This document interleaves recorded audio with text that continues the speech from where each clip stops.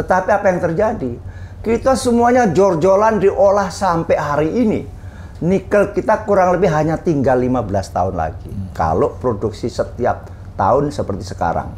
Bangsa yang unggul sampai kapanpun adalah bangsa yang menguasai teknologi. Ya. Kemudian bangsa yang bisa mentransformasikan gabungan teknologi dan skill memberi nilai tambah. Itu akan menjadi bangsa yang unggul. Ya. Maka energy storage itu menjadi penting sekali. Di mana Indonesia punya bahan bakunya. Bayangkan itu.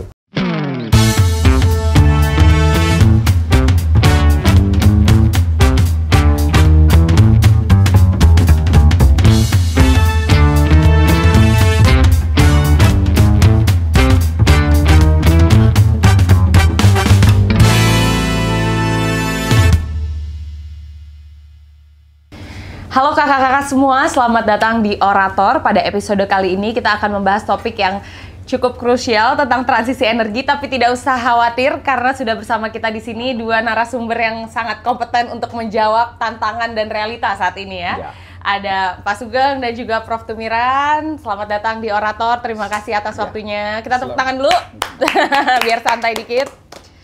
Nah, Pak Sugeng, ini kan kita bicara soal transisi energi saat ini ya di Indonesia. Sebetulnya kita nih udah berada di jalur yang benar atau jalan buntu nih kira-kira kita, Pak Sugeng? Iya, jadi transisi energi itu adalah sebuah keniscayaan yang memang sangat menantang.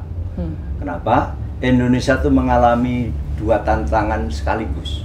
Tantangan kuantitatif dan kualitatif. Di bidang kelistrikan misalnya, karena energi kan tidak hanya listrik ya. Di bidang kelistrikan hari ini konsumsi per kapita listrik kita masih sangat rendah, gitu kan Prof ya? Ya 1.300. Masih 1.300 kWh per kapita, bayangkan. Di tingkat ASEAN ya jangan dibandingkan dengan Timur atau negara kayak semacam Kamboja atau Myanmar. Ranking 6 setelah Vietnam. Nah, setelah Vietnam, bayangkan. Jadi kita rendah memang. Jadi artinya apa? Padahal listrik, nah ini energi ya, itu sudah menjadi kebutuhan pokok, menjadi basic need dalam masyarakat yang berperadaban. Ya. Tantangan kualitatifnya adalah listrik juga yang green, yang hijau, yang bersih dan sebagainya. Jadi tantangan kuantitatif dan kualitatif sekaligus. Maka dari itu, kalau dalam konsep kita kan namanya jadinya bauran energi. Nah, nanti Prof. Tumiran, beliaunya lah kebetulan beberapa waktu lalu anggota DEN, Dewan Energi Nasional yang merancang kebijakan energi nasional periode lalu, dan sekarang pun kita kemarin bersyukur Dewan Energi Nasional dengan kami ketika itu di Komisi 7 dan sekarang Komisi 12 telah menuntaskan RPPKN. Nah, itu sudah tuntas. Bahkan kita sudah tuntaskan juga RUKN, Rencana Umum Ketenaga Listrikan. Nah, inilah hal-hal untuk tadi. Lantas transisi itu, Bro. Transisi energi memang harus jalan. Kenapa? Niscaya gitu ya, kira-kira ya, Pak. Keniscayaan yang tidak bisa kita tolak. Kenapa? Karena memang faktanya terjadi apa yang disebut dengan climate change. Terjadi ada yang disebut dengan global warming itu.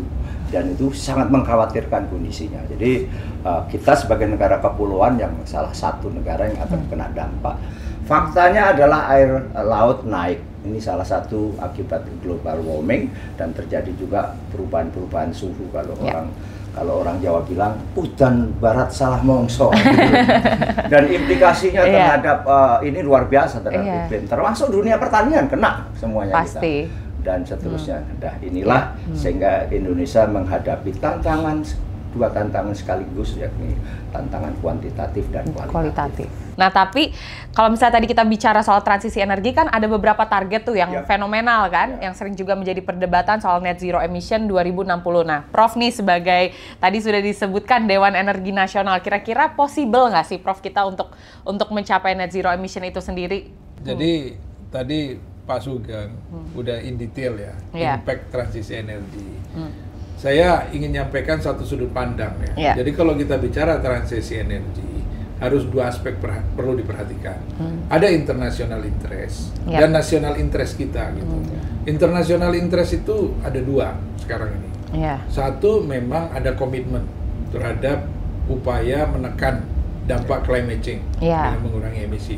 Tetapi juga yang kedua, ada impact positif bagi mereka yang udah maju, menguasai teknologi, potensi berbisnis di bidang energi terbarukan. Seperti negara-negara lain kan sekarang sudah banyak juga berusaha kan, menuju JP dan lain-lain. Itu kan upaya bisnis mereka. Gitu. Nah, national interest kita apa? Saya berpikir yang sederhana.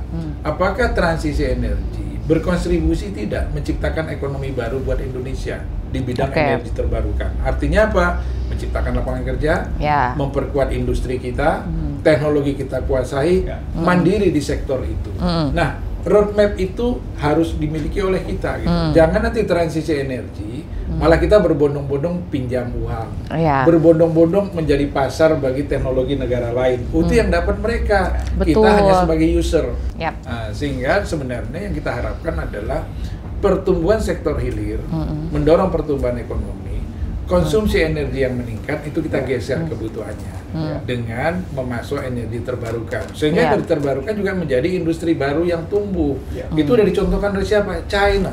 China luar biasa, berhasil implementasi transisi energi. Dan dia sekarang bisa menghasilkan produk supply chain energi terbarukan paling efisien di dunia.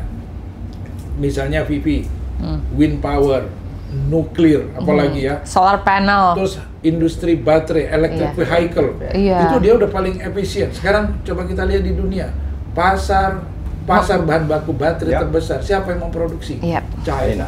Jadi dia berhasil di situ menciptakan ekonomi baru. Nah, Indonesia di tengah-tengah itu, waktu kita menyusun Ken dulu, kita berani bikin terobosan. Orang belum bicara transisi energi, EBT kita maunya 23% 2025. 31% di 2050. Itu suatu terobosan yang diapresiasi oleh internasional. Indonesia sudah berpikir jauh ke depan. Tetapi dalam kenyataannya, the way of thinking pemerintah, the way of action-nya BAU. Alias apa tuh Pak? Business as usual. Dan target kita konsumsi listrik di 2025, 2.500 kWh per kapita, itu baru sekitar 1.300. Artinya apa faktanya? Selama 2012 sampai 2025, 2024, ekonomi kita tidak tumbuh seperti yang kita harapkan. Itu fakta. Jadi kalau ekonomi kita tumbuh, kita bandingkan sama negara-negara seperti yang lain yang setara Indonesia, itu konsumsi listriknya bisa 2 kali, 3 kali lipat selama 10 tahun. Artinya produktivitas bangsa itu tumbuh, Mbak Ola. Jadi transisi energi harus ada instrumen yang jelas, bahwa instrumennya harus menciptakan industrinya, menciptakan teknologinya, menciptakan lapangan kerjanya. Ekosistemnya ada. Harus dibentuk. Itu roadmap itu Diciptakan, kebijakannya jelas, action plan-nya terukur, siapa pelakunya dalam instrumen negara harus ada. Dan juga harus ada koordinasi kementerian lintas sektor yang tegas, yang jelas itu. Tapi Pak Sugeng nih, aku juga pengen nanya ke Bapak nih, sebetulnya tadi udah jelas ya, kita siap, antara siap nggak siap, tapi kondisi ketahanan energi kita sebetulnya saat ini bagaimana sih? Ketahanan Indonesia dalam konteks energi dalam tingkat aman ya. Dalam konteks ketahanan. Kenapa? Kalau ada istilah trilema energi. Kita dalam konteks kedudukan kita itu cukup aman, tetapi kalau bidang swasembada itu beda lagi. Beda antara ketahanan dan kemandirian itu beda lagi. Hari ini dari sisi ketahanan kita cukup dalam posisi yang baik ya. Meskipun sumber ketahanan itu ada impor, misalnya di BBM, kan impor, LPG impor, meskipun kita ekspor LNG. Nah, ini juga penting pengetahuan ya, bahwa LNG itu beda dengan LPG. Kembali kepada ketahanan energi kita. Hari-hari ini kita cukup tahan ya, tetapi amanlah dalam konteks supply and demand, dalam konteks bahkan kita ukur ada istilah affordability. Misalnya di listrik kita relatif terjangkau karena juga ada subsidi di 450 dan 900 watt misalnya. Serta kompensasi untuk industri. Dan kompensasi untuk industri tadi. Sehingga dalam konteks hari ini aman. Listrik kita misalnya di kelistrikan total sekitar 96 gigawatt yang dikelola PLN kurang lebih 74,6 giga, selebihnya oleh WILUS wilayah usaha dan sebagainya. Nah kebetulan karena dalam rangka itu tadi misalnya di kelistrikan yang dikelola oleh PLN ada kebijakan yang melindungi dan di tingkat harga akhirnya relatif murah. Apa itu? Yakni DMO, Domestic Market Obligation di batu bara. Kenapa? Dari listrik yang dikelola oleh PLN itu 67%-nya adalah PLTU batu bara. Maka tadi kalau menyambung apa yang disampaikan Prof. Tumiran, tiba-tiba retired ini early retirement ya dulu gitu loh. Karena base load hari ini, nah tadi menyambung Cina hebatnya itu tadi, base load tetap pakai batu bara, bahkan nuklir sekarang ya masuk, tapi tetap terus mendorong hasil dari base load listrik itu. Base load itu maksudnya yang nyala 24 jam. Itu adalah untuk inovasi produksi energi transisi, sehingga sangat unggul dari sisi teknologi maupun apapun. Meskipun sekarang terakhir soal apa, deepseek misalnya dan sebagainya, itu rangkaian panjang ekosistem yang dibentuk oleh sebuah kebijakan.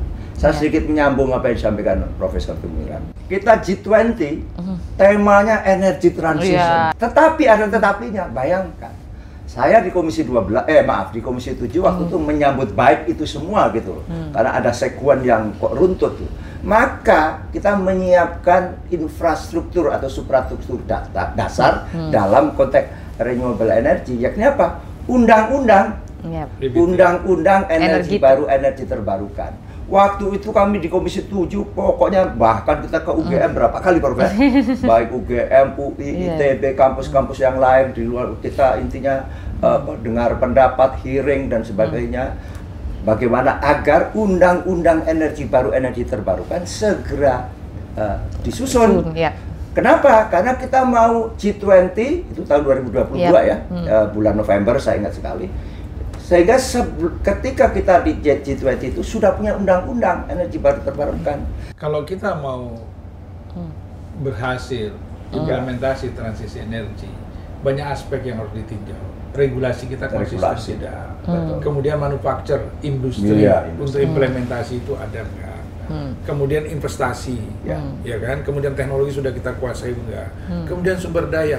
Kayak sarang laba-laba itu, posisi kita di mana? Di angka 10, 20, 30. Sehingga sebenarnya waktu kebijakan itu dikeluarkan, kementerian terkait yang ngurusin itu ada pada posisi untuk saling support, bukan membiarkan. Sekarang seolah transisi energi misalnya urusan Menteri SDM, nggak bisa. Saling lempar-lemparan. Kementerian Keuangan harus bicara itu, misalnya masalah kebijakan, investasi, fiskal.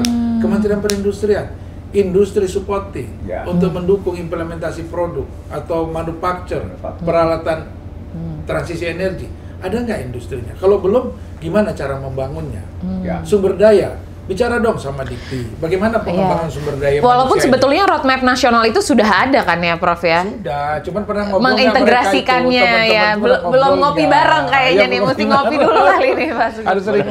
Harus sering ngopi dulu berarti ya. Saya menyambung tadi. Boleh, silakan. Prof. Betul sekali. Di sektor industri misalnya. Kita memang itu menjadi tulang punggung bagi ekspor kita. Apa itu? Jadi kita ini di energi baru terbarukan itu kayak paling potensial besar secara kuantitas adalah tenaga matahari. Tapi ingat, sifatnya intermittent. Nanti Prof bisa cerita nih bagaimana Prof meneliti bagaimana visibility study dan sebagainya. Tenaga surya. Iya, tenaga surya. Kita punya potensi besar, tetapi intermittent. Maka ada satu barang yang itu dan ke depan juga sangat menjadi kunci. Namanya battery energy storage system. Battery energy storage itu setidaknya teknologi yang handal sampai hari ini juga masih dipakai. Namanya lithium ion. Di mana bahkan bahan bakunya utamanya itu adalah nikel. Hampir kurang lebih proporsinya 76% nikel, ada kobalt, ada lithium. Kita itu memang tidak punya lithium, yang punya lithium Australia yang punya. Tapi apa yang terjadi? Indonesia menguasai kurang lebih 40% nikel dunia. Bahkan 50% nikel dunia. Tetapi apa yang terjadi? Kita semuanya jor-joran diolah sampai hari ini. Nikel kita kurang lebih hanya tinggal 15 tahun lagi. Kalau produksi setiap tahun seperti sekarang. 1,6 juta ton, Prof, sekarang ini nikel. Jadi kita cadangan nikel kita realnya hari ini namanya proven one-nya masih tinggal kurang lebih 23 juta ton saja. Padahal itu tadi seperti tadi disampaikan, semuanya kita ekspor. Jadi namanya smelter itu yang mengolah nikel itu baru menjadi namanya NPI, nickel pig iron, dan nikel matte. Ini sudah kita ekspor. Yang kecolongan berapa tahun tuh sebenarnya kita berarti? Belum. Sampai hari yang balik ke sini tadi disebut Prof tadi. Inilah yang disebut kebijakan ini tidak holistik, tidak berpikir secara integratif gitulah. Waduh. Menambahkan itu saja. Jadi saya kalau boleh nambah ya. Boleh, silakan Prof. Kalau angka-angka yang disampaikan Pak Sugeng tadi betul ya, artinya bener lah beliau punya data. Tentu kita prihatin ya. Sekarang ini sebenarnya kalau kita mau bicara baterai, itu kita sadar bahwa nikel menjadi komponen utama. Harusnya kita itu juga bisa sebagai penyedia bahan baku dan sebagai penyedia produk. Harusnya itu. Jadi nikel itu harus diproses di dalam negeri sampai menjadi precursor di dalam orang kimia itu sampai bahan katoda anoda. Nah sekarang nikel kita baterai nanti made in BYD, ya kan? Sebenarnya nikelnya dari Indonesia. Kita. Belum nanti yang Tesla belinya bahan baku dari negara yang memproses itu made in Tesla nikel. Berapa banyak nilai tambah yang dicapai mereka sampai ke kita? Itu mungkin satu baterai tadi setara dengan berapa ton nikel yang kita ekspor. Betul sekali. Pak Habibie almarhum, saya masih kuliah dulu, Paula ya pernah dengerin beliau ceramah. Ini orang kok hebat kali gitu. Apa dia bilang? Beliau bilang itu, bangsa yang unggul sampai kapanpun adalah bangsa yang menguasai teknologi. Kemudian bangsa yang bisa mentransformasikan gabungan teknologi dan skill memberi nilai tambah. Itu akan menjadi bangsa yang unggul. Bukan bangsa yang sekedar mengeksploitasi sumber daya alam dikasihkan orang lain untuk mengolah. Fakta sampai sekarang. Kita lihat Korea, Jepang, Singapura. Ada nggak sumber daya alam? Nggak ada. Dia transformasi, knowledge dan skill memberi nilai tambah. Cina punya dua-dua. Sumber daya alam dia punya, sumber daya manusia dia transformasi. Sekarang lihat akselerasi ekonominya luar biasa tumbuh. Siapa yang nggak bergantung pada ekonomi Cina? Nah, cobalah Indonesia ke depan. Belajar aja cara Cina bagaimana mengakselerasi itu. Maksimalkan sumber daya manusia kita. Keunggulan Cina sumber daya manusia. Dan sekarang kita harapkan pemerintah sumber daya manusia kita yang udah banyak pintar-pintar itu maksimumkan. Jangan menjadi human resources saja, menjadi human capital. Menghasilkan gen produk. Iya di manage di dalam negeri ini supaya bisa optimal. Gimana caranya? Kenapa Cina bisa? Kenapa kita nggak bisa? Iya, kembali kepada, nah kita ini kebetulan secara culture sebetulnya bagus nih Prof. Artinya kita ada disebut dengan keteladanan. Asal pemimpinnya itu membawa marwah keteladanan yang baik, saya kira ke bawah kita. Pemimpin harus memang suka baca gitu. Pemimpin harus mencerminkan bahwa tantangan ke depan ini harus dihadapi dengan sikap-sikap produktif, sikap-sikap yang terus-menerus belajar dan belajar, dan seterusnya. Jadi menjadi sebuah gerakan nasional, menjadi sebuah culture bangsa. Karena bangsa mau maju itu tidak sekedar parsial-parsial, tapi semua ada dalam bentuk ekosistem tadi sebagaimana disampaikan. Ya memang ini juga kita koreksi ya. BUMN kita ini kan juga harusnya bergerak yang ke arah produktif ya. Kita dulu punya Antam, mengolah tambang. Bisanya cuma sampai selevel itu. Vale, Indonesia, bisanya juga sampai sekarang masih begitu. Kenapa mereka nggak mau belajar? Apa hambatan mereka untuk bisa seperti misalnya perusahaan-perusahahan Cina yang nambang di sana diekspor bisa mengolah sampai kepada precursor. Nah, ini teknologi itu ada. Saya tambahin ini, Prof, ini. Jadi soal bagaimana Komisi 7 waktu itu sampai gedor-gedor agar dibentuk namanya ekosistem industri baterai. Maka dibentuk namanya IBC, Indonesia Battery Corporation. Tapi IBC kalau nggak tidur. Kalau Prof lihat sendiri kendala mereka tuh apa sih, baik di industri maupun tadi ya di IBC sendiri, bukan IBC ya, maksudnya komunitas itu sendiri. Saya nggak ngerti cara manajemen BUMN ya, memberi tugas kepada BUMN. Saya kan tidak masuk di sini. Tapi bayangan saya seharusnya pemerintah kan punya uang melalui Kementerian. Kenapa nggak berpikir investasi? Jadi memberi fasilitasi sumber daya manusia, untuk memaksimalkan memberikan nilai tambah. Harusnya bisa. Misalnya IBC sudah, IBC dikasih tugas kan, apa nggak bisa diolah nikel yang ada di sana untuk sampai menjadi precursor bahan baku baterai? Mestinya bisa. Indonesia Battery Corporation itu tinggal begini, B2B atau G2G dengan pemilik lithium, yakni Australia. Datanglah itu dengan segala skema skema investasi, katakanlah ada insentif. Idealnya adalah Indonesia bekerja sama dengan Australia atau pemilik lithium itu, ada Australia, ada Brasil, menjadi pusat baterai dunia gitu loh. Ke depan itu namanya baterai storage itu akan menjadi nyawa bagi transisi energi, apalagi Indonesia yang sebagian besar intermittent. Kenapa? PLTA juga bisa kita hitung, Prof. Iya, paling 50%. Karena kalau udah musim kemarau kan nggak bisa juga gitu. Setidaknya perlu pickers kan gitu loh. Ketika lantas juga di angin ke kayak di Jeneponto bagus tuh, capacity faktornya 42%. Tapi 42% tidak 100%. Padahal kita perlu base load. Maka energy storage itu menjadi penting sekali. Di mana Indonesia punya bahan bakunya, bayangkan itu. Nah, ini sekarang Prof, kita membahas agak sedikit kekinian. Kita menyambut baik statement ketika waktu itu Pak Hashim mewakili pemerintah Indonesia di Baku, Azerbaijan, COP29. Kebetulan saya hadir di situ dan kebetulan saya jadi keynote speech juga di situ. Mengampungkan dan itu diulang-ulang sampai hari ini. Kita sambut baik ini, bahwa pemerintah ini akan membangun dalam waktu 15 tahun 103 giga listrik baru. Coba nanti kita pikirin, Prof. 75%-nya adalah renewable energy. Dalam renewable energy itu ada 5,3 PLTN, pembangkit listrik tenaga nuklir. Ini sebuah cita-cita atau obsesi yang mudah-mudahan kita bisa lakukan. Tapi kalau lihat apa yang terjadi hari ini juga tidak ada implementasi itu, lantas mau bagaimana? Kok agak ngeri-ngeri sedap juga. Jadi agak berpikir apakah ini realistis, jalan keluar atau ini buntu-buntu juga ujung-ujungnya. Kalau saya memandang, saya merespon secara positif pemikiran itu. Karena kalau itu bisa dilakukan, itu harusnya menggerakkan ekonomi baru, menciptakan berapa juta tenaga kerja, teknologi yang harus dikuasai, itu harus ada suatu gerakan. Betul. Tapi itu nggak boleh berhenti di situ, bahwa sektor hilir kita harus tumbuh. Karena 130 tadi ya Pak ya? 103 giga itu kan perlu yang menyerap. Maka industri hilir harus tumbuh. Industri hilir harus menciptakan ekonomi yang growth supaya income per kapita masyarakat naik. Itu harus berubah. Sehingga ini ada tantangan yang berat buat pemerintah.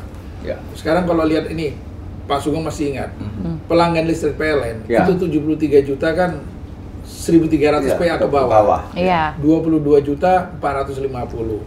Yang 36 juta 900 PA. Gimana mengangkat mereka supaya income per kapitanya naik? Sehingga ini juga bisa dipus melalui industrialisasi.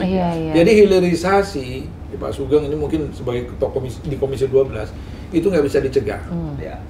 Industri tambang-tambang kita udahlah, kita rem ekspornya, processingnya di dalam negeri, market-market yang dibentuk mereka alihkan menjadi market kita, itu akan menyerap tenaga kerja banyak, menaikkan demand listrik, sehingga EBT kita yang rencana 75 giga itu bisa tumbuh, menciptakan ekonomi baru sirkular yang saling berjalan. Idealnya seperti itu sebetulnya, Prof. Jadi statement Pak Hashim itu harusnya dijabarkan range strategi kementerian terkait. Bagaimana skema finansial kita?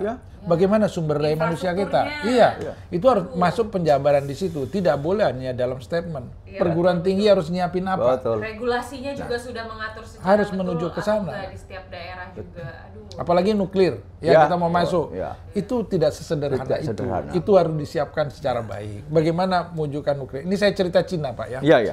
Cina itu nggak ada namanya early retirement PLTU.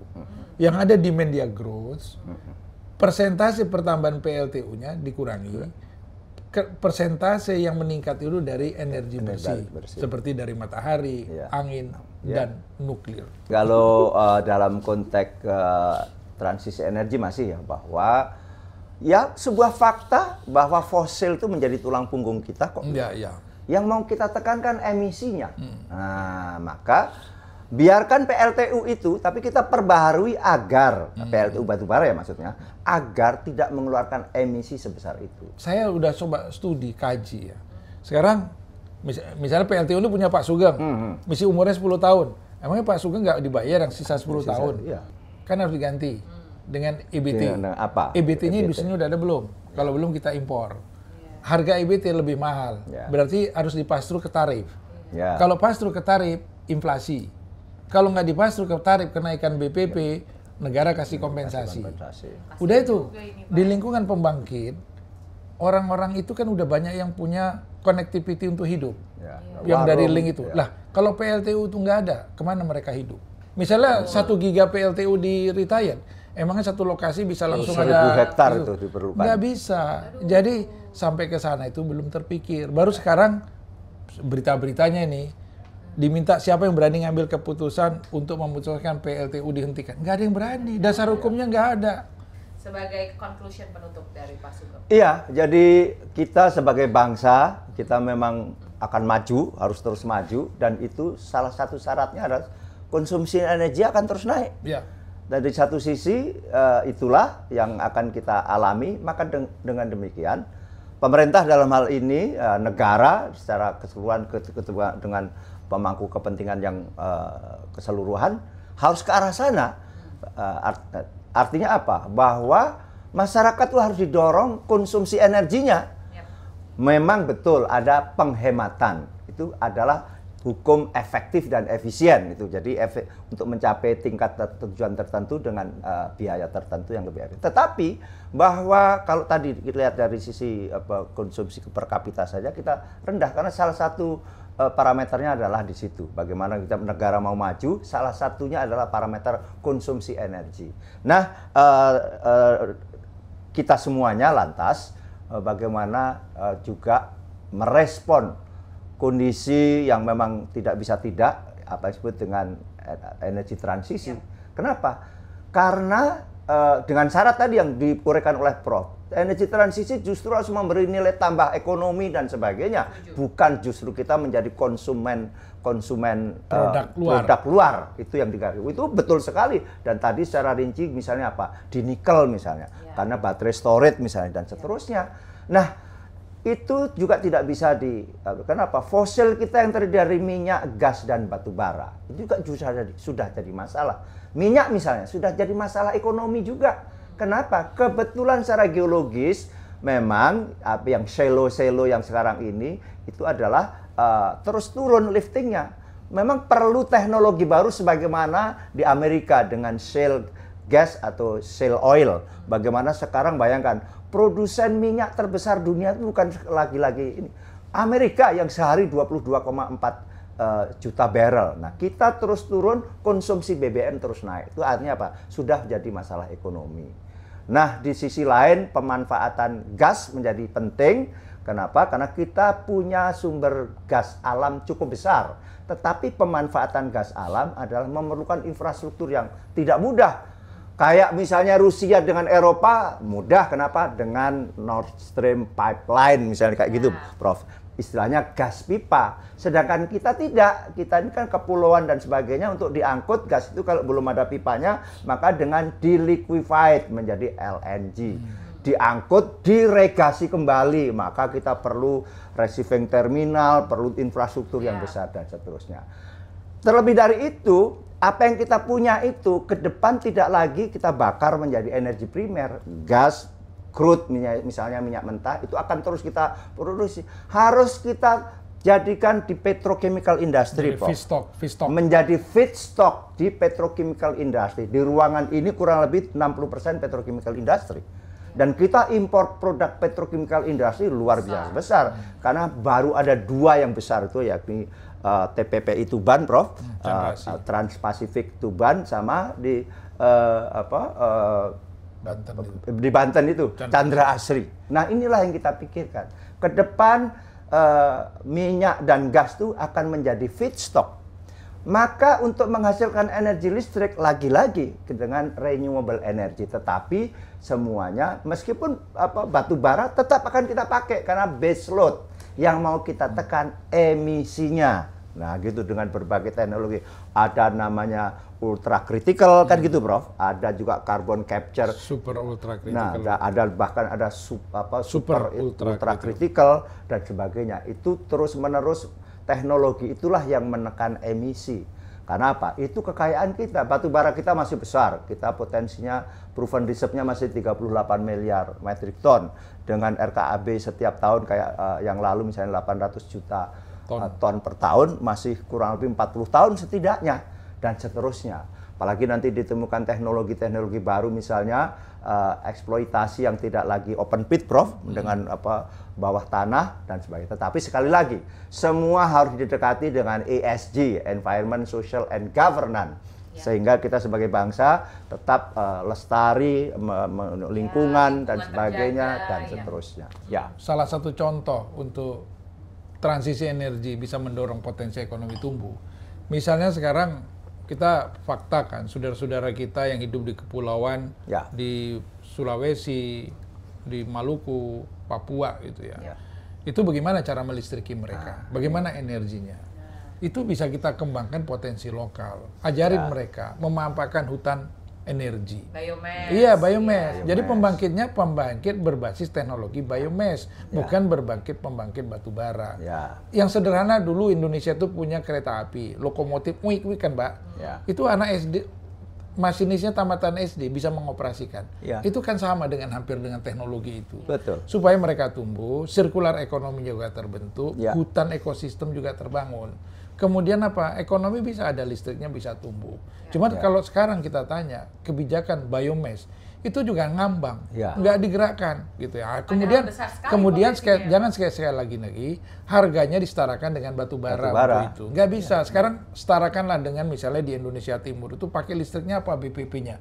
Oh, berbasis minyak. Setarakan dengan harga minyak. Asal di bawah itu berarti. Tetapi itu menggerakkan sirkular ekonomi lokal. Gimana cara mensupport mereka bisa ekonominya tumbuh? Itu menurut saya salah satu cara yang harus dilakukan diakselerasi supaya ada kesetaraan hidup saudara-saudara kita yang di kepulauan di Indonesia Timur, dan listriknya bisa apa? Untuk storage ikan dan lain-lain.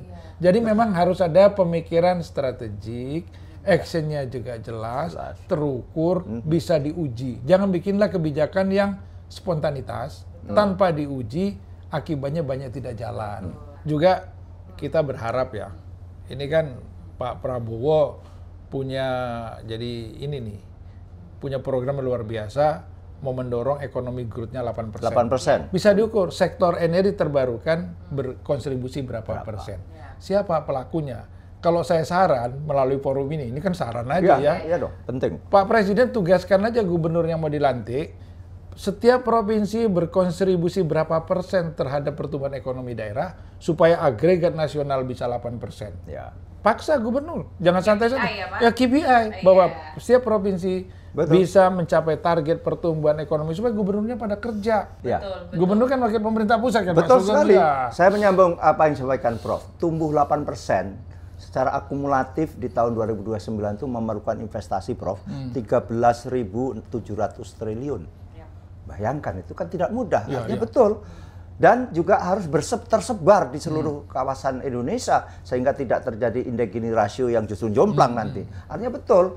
Pemerintah daerah fokusnya itu bagaimana menciptakan lapangan kerja, menumbuhkan industri, bahkan harus industrialisasi. Tema besar yang selama ini namanya hilirisasi itu harus menjadi proses industri.